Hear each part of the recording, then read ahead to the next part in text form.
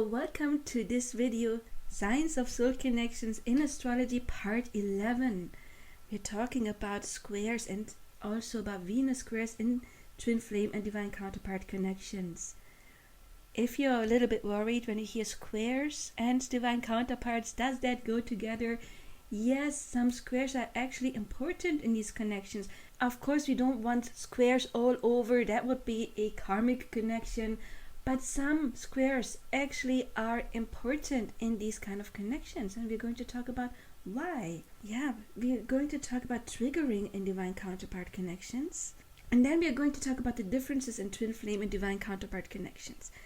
Then we jump into the astrology part of this videos, squares in divine counterpart, synastry, and then even more specific, Venus squares in twin flame and divine counterpart connections. Triggering in divine counterparts connections.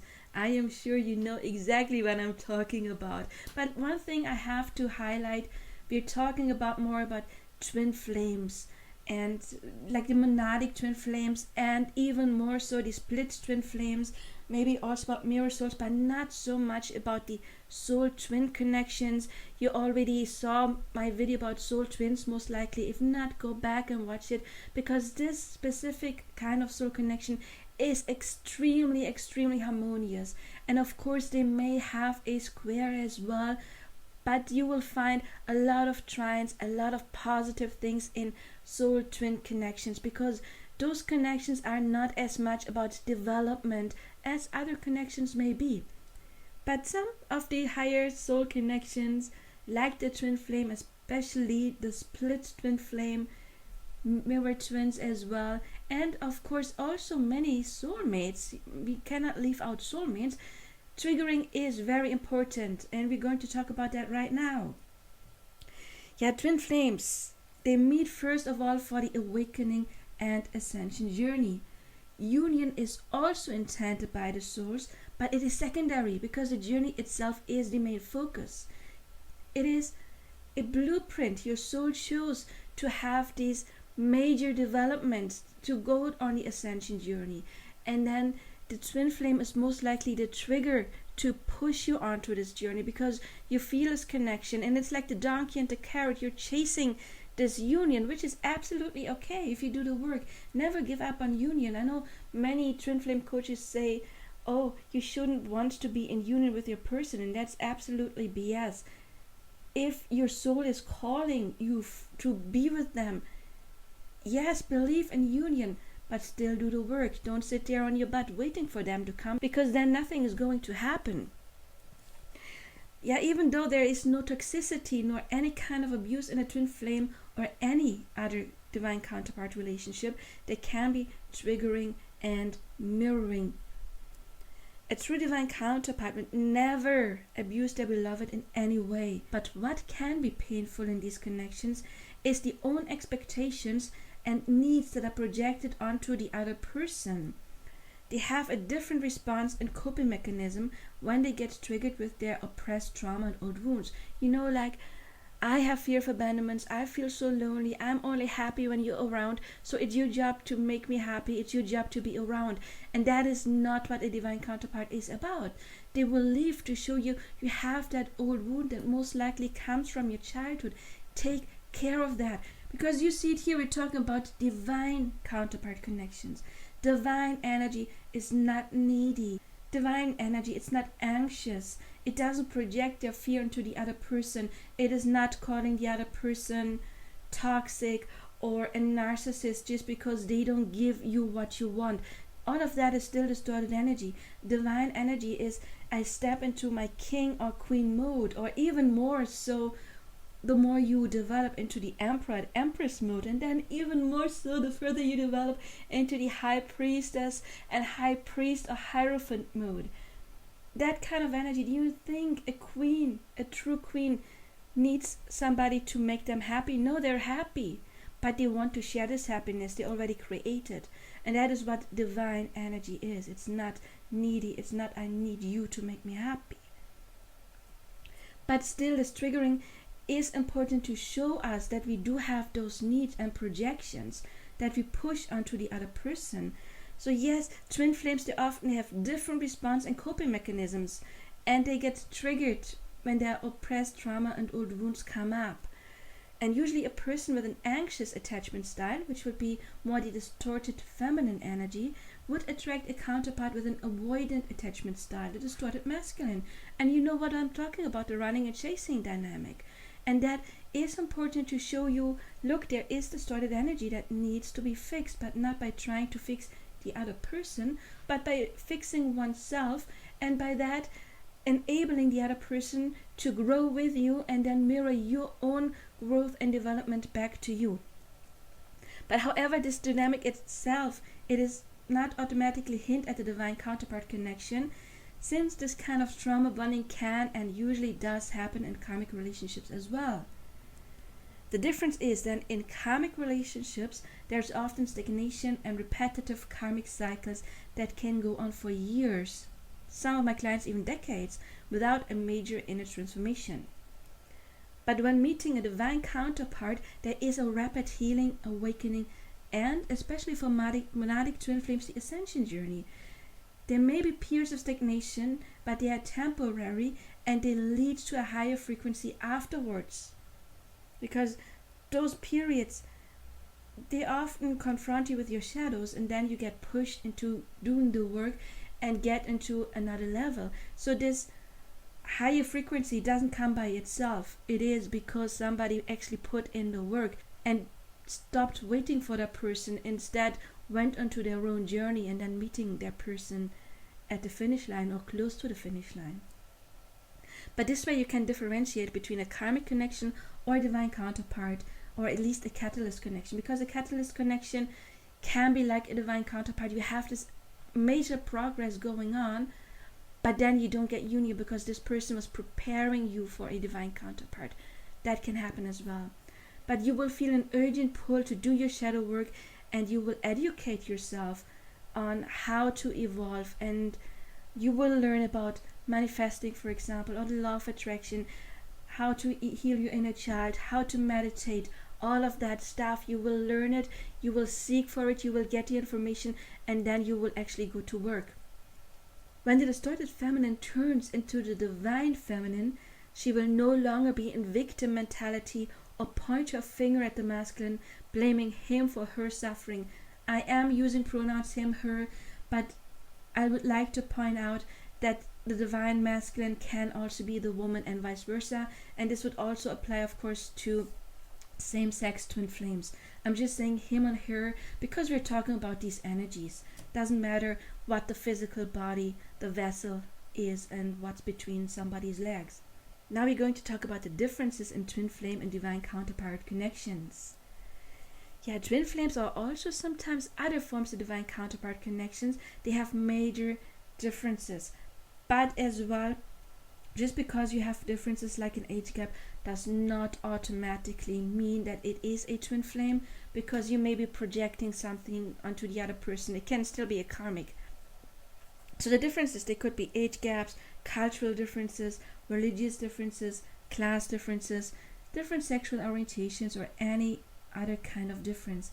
Different sexual orientations, by that I mean, yes, there can be, of course, gay twin flames or pansexual twin flames, transgender twin flames. All of that, of course, can occur.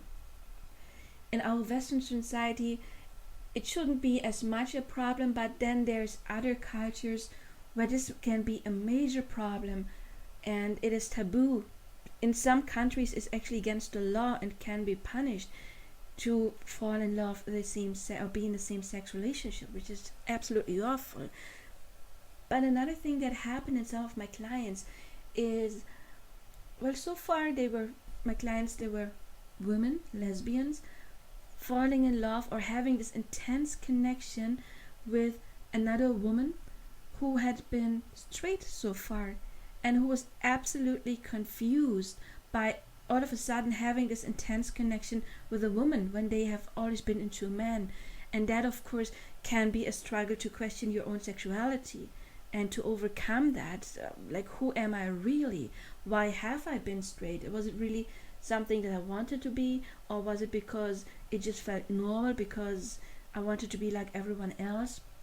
And I know of another case where the woman fell in love, not just fell in love, has a split twin connection to a gay man, and he of course rejected the idea of being with a woman because he never wanted to be with a woman.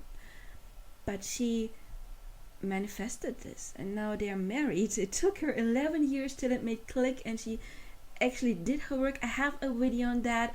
It is in one of my playlists about manifesting, and it should be called something about what if my person is gay, or can you manifest someone loving you even if they have a different sexual orientation. And yes, everyone is you pushed out, you can manifest anything. So this could be one of the differences that need to be overcome, and you don't have to worry about, oh wait, does that mean that someone can change my sexual orientation? No, because there's different timelines, there's different versions of you. So if somebody who has a different preference, let's say you are straight and they're homosexual, if they wanted to manifest you, then they would change timelines and get a version of you that would be interested in the same-sex relationship. You wouldn't, they cannot force you, they cannot manipulate you. If they would manifest you, they would get another version of you. So that is something that can happen, but they will not get the version of you that does not choose this. So this is important to point out as well. But even though one usually is getting prepared for the arrival of the twin flame or divine counterpart by having attracted romantic partners with many similar traits before that, typically the twin flame would not be one's usual type. But nevertheless, these differences are only on the superficial, you could see, on the human level. Once the beloveds get to know each other, or they get to know each other better, they will see that they are actually very much alike.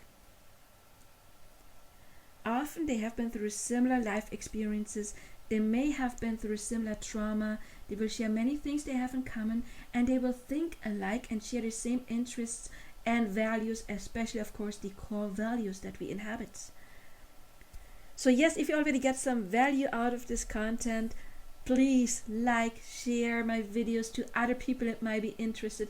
Subscribe, hit the bell icon, and of course you can book your own personal coaching, twin flame astrology analysis. My contact information is below. I am available for personal coaching. I have been a spiritual coach for 17 years now, since 2005, and I am a psychic medium and astrologer, a certified law of attraction coach and hypnotherapist. So if you're interested in my services, make sure you check out my other content and to get in touch with me. But now let's talk about squares in divine counterpart synastry. Everything we were talking about so far, the differences, the triggering, of course shows up in astrology as well, and was building up to this part now. A square is an astrological aspect in which two planets are about 90 degrees apart from each other. Squares can be considered a karmic aspect that highlights difficulties that need to be overcome. In a synastry chart, which is two people's birth chart on top of each other, a square shows karmic patterns and difficulties in the relationship and the dynamic between those two people. However, other than oppositions that will always play a role and that needs to be balanced, a square can be overcome when the karma is healed. And I wrote karma in quotation marks because karma to me has nothing to do with the other person. It is just an oppressed shadow within us. It is something that is not healed and that needs to be addressing in order to get onto a next level of our own journey. But remember, we can only attract someone that matches our own frequency. So attracting someone we have squares with did not happen by chance. It is an opportunity to become aware of an oppressed shadow in order to heal it. So here we see what a square is. I already told you, it is when two planets would be about 90 degrees apart. You see it here. So a square would come from this to this, and of course it would also come from this to this. And yeah, here's the source. I took this image from Wikipedia. But not every square is the same. It also depends which planets are involved. And squares between personal planets, which would be the Sun, Moon, Venus, Mars, and Mercury, are more difficult to overcome than squares when it comes to like Uranus or Neptune, for example. But especially squares that involve someone's personal planets and the other person, Saturn, Pluto, or the North Nodes, can be critical. So if you have, for example, a square between one person's Saturn and the other person's Uranus, it's not as critical as having personal planets involved, especially when Saturn, Pluto, or the North Nodes can be involved as well. And we're going to talk about this, of course. Saturn is the planet of karma and hardship, and also remember, squares are karma as well, so it's double karma. But Saturn is also the planet of serious commitment. In a harsh aspect, like a square, then Saturn's shadow side, so the karmic side, is at play. In a positive connection, like a trine, the light side, which could be commitment, is highlighted. So just don't be scared when you have Saturn aspect. We actually want to have Saturn aspects in a twin flame relationship, because that shows that yes, you can ground this connection, or it's not just in your head. There is some seriousness going on here. If it's, for example, like a trine or a sextile, conjunctions can be a little bit more harsh, and yeah, you don't want to see squares between a personal planet and somebody's Saturn. A square between a Venus sign and the other person's Saturn may result in a relationship where there is a lack of serious commitment. Because yes, Saturn is the planet of commitment, but in a square, that commitment is blocked. Yeah, or there is serious commitment, but at least one party may be unhappy in the relationship, but feels unable to break the commitment and stays far too long in an unhealthy relationship. Because Saturn could be like super glue, gluing the both of you together. That by itself doesn't mean that it's healthy or happy. It's just hard to overcome, which we do see in karmic relationships. In one, you knew it was not healthy, you knew you were treated bad, but you still couldn't get out. And that could be if, for example, Saturn is involved, but in a more like toxic or in a difficult aspect. Squares between one person's personal planet, especially Sun, Moon, and Venus and Pluto, can be quite harsh as well. Pluto symbolizes our shadows and fears, our dark side, but it is also the planet of healing and transformation. It is black and white, and there's no in between in Pluto. It is either really good or really bad. So divine counterpart connections often have positive Pluto aspects, since they want to transform and ascend through the connection. And Pluto can also represent the symbolism of the phoenix. However, the dark side of Pluto is highly karmic, and since squares represent karma as well, this is hard to overcome. Why? Because it's already double karma. The square can be karmic, and Pluto can be karmic if it forms a not healthy connection. Pluto is the planet of karma, or one of the planets of karma. And this may result in a highly volatile and toxic connection, karmic, or one where people are unable to break the cycle. Pluto is transformation. In a square, transformation would be blocked, and then they are stuck in repeating negative patterns and cycles, and again, that can go on for years or even decades. Pluto is the most intense planet, and its intensity can go either way. At best, it leads to awakening and ascension. At worst, it leads to traumatic experiences. Pluto can also give the intense feeling of love at first sight, and that can be the positive and the negative aspects. And so there is an intense sexual attraction chemistry as well. This is one of the reasons why many people confuse karmic connection with twin flame connections, because it can be extreme intense. And the stronger the square is, meaning the more it actually is 90 degree and not like 95 degree difference, orb, you can call it orb in astrology, the stronger the aspect is. And then those people have this intense connection, they cannot get out, and they start googling twin flames, and they read about twin flames, and they falsely interpret it as a twin flame connection due to the love at first sight, the intensity, the shadows that come up. But in fact, it is not a twin flame connection. And also, the sexual attraction is a big thing in many twin flame connections. Not in soul twin connections, but in the split twin connections and in the monadic twin flame connections. That is why twin flames can never be family members. Soul twins can be family members, completely different energy. So when you have this intense connection and the sexual attraction, you have this intense chemistry. Yes, of course, it can easily be confused with the twin flame connection if you don't dig deeper. And unfortunately, many bad coaches tell you, oh, that must be a twin flame connection. No, it's not. It's really not. Let's talk about the moon nodes. When you have squares between one's personal planets and the other person's moon nodes, and that can be either the south node or the north node, then it shows that there is no transformation happening. But usually when we have a square, and it's like a 90-degree orb square, then that planet would actually form squares to both nodes. Our nodes represent where we come from, karma, and where we want to go, dharma. A square is a blockage, blocking the person to reach their destiny. Positive node aspects hint at the feeling of knowing each other and past lives. Actually, also the negatives, because when you have a square to one of the nodes, or actually a square, as I already said, would usually touch both nodes, then there is also some sense of recognition going on, but it's not as positive, or maybe it may be positive from the beginning, but then you notice that you get blocked. But anyway, positive node aspects hint at a feeling of knowing each other in past lives, a sense of destiny. It doesn't matter if the connection is with the south or north nodes. For that reason, Saturn, Pluto, and node squares to a personal planet are hard to overcome and they hint at a karmic relationship. If you have a positive connection to one of the nodes, then that is actually a really, really, really good thing, because if it's the south node, it is, yeah, I know you from my past. And if it's a positive connection, especially if you have other positive stuff, it would give you the energy, yeah, I know you from my past, and now let's go together to the future.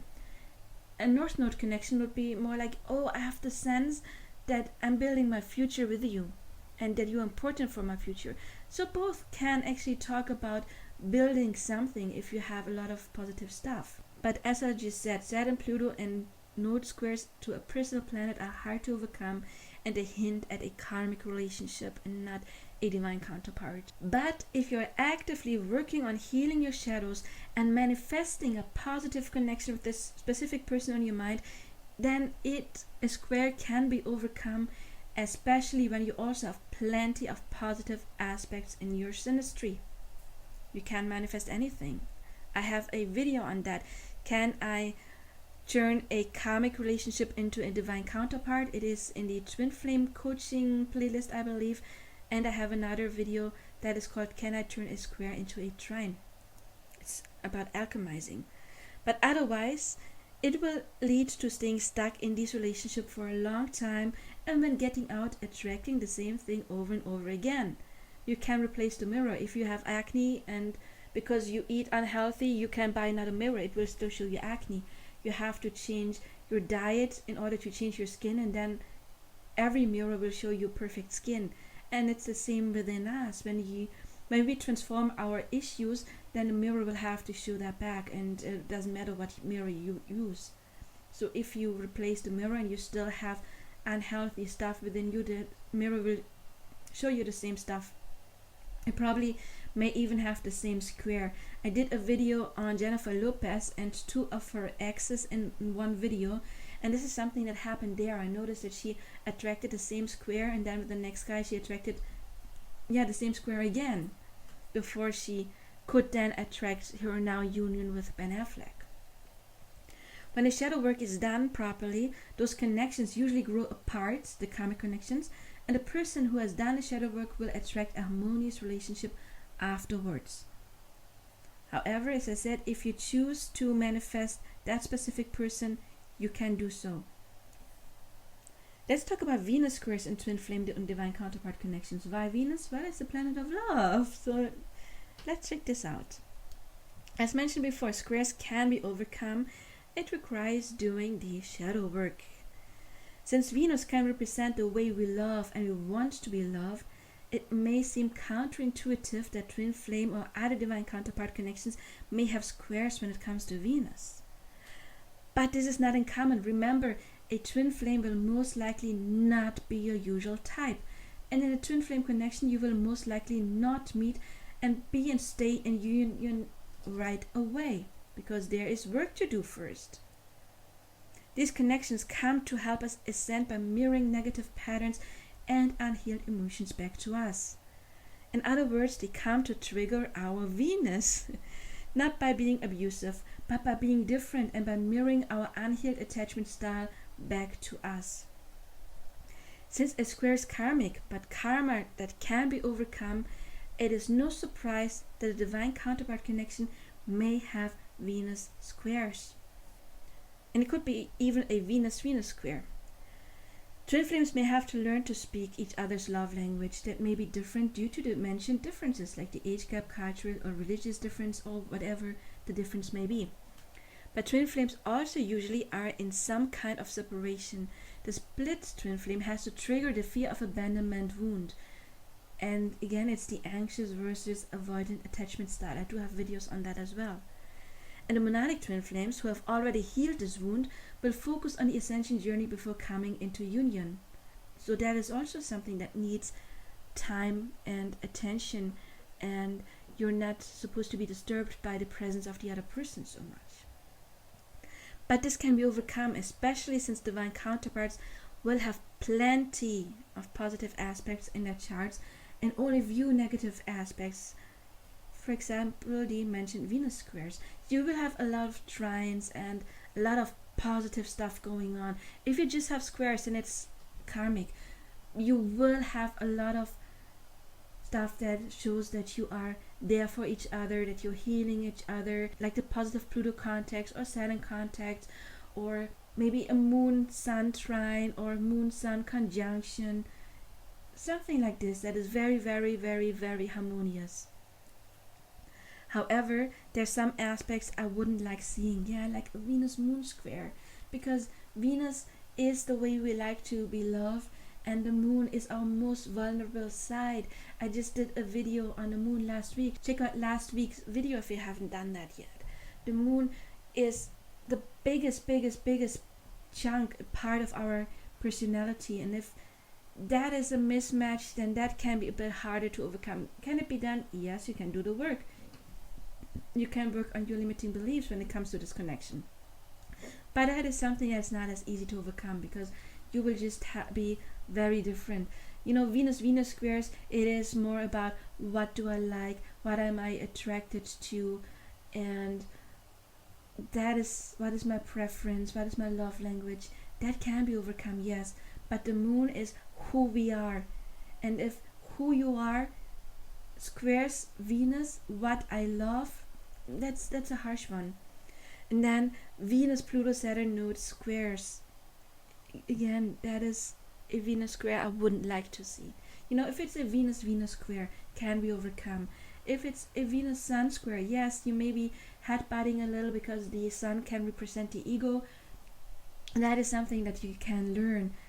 Or Venus Mars squares causes some friction, but you can overcome that, and then you will have a relationship where your sex life won't be boring, because it's not volatile if you overcome, unless you have other negative stuff going on. That is something that can keep the relationship spicy, actually. So not too bad, to be honest. But in general, don't be scared when you see a couple of squares in your synastry, as long as you have plenty of positive aspects. Those simply show you what needs to be worked on. If you need help with that, contact me. I would love to do this analysis for you and tell you what you can do. It would be also important to check the composite chart to see how the squares translate into the energy of the relationship in general. So, I have videos on composite charts as well. That's another factor that would be important, because synastry shows you how you relate to each other, but synastry is the birth chart of your relationship. And if that is very harmonious, then it shows that you have a better chance of overcoming the negative stuff in your synastry. Well, if you like this video, then subscribe for more information on the subjects, because there will be more videos like this. We're going to do a video on Chiron, on Saturn in twin flame divine counterpart connections, on Pluto, all that stuff. Check out the other videos. And as I already said, I would love to analyze your chart. My contact information and link to my price list is below. I have plenty more videos for more in-depth on this subject, because everything I found on Divine Counterpart and astrology was frustrating to me because it was way too shallow. And I wanted to show you that there's a lot more to Divine Counterpart astrology than all of the shallow stuff you find out there. Maybe there is some amazing astrologers. I haven't found them yet. If you have, let me know. But yeah, check out my other content, and I see you there, and I wish you all the best now. Bye bye.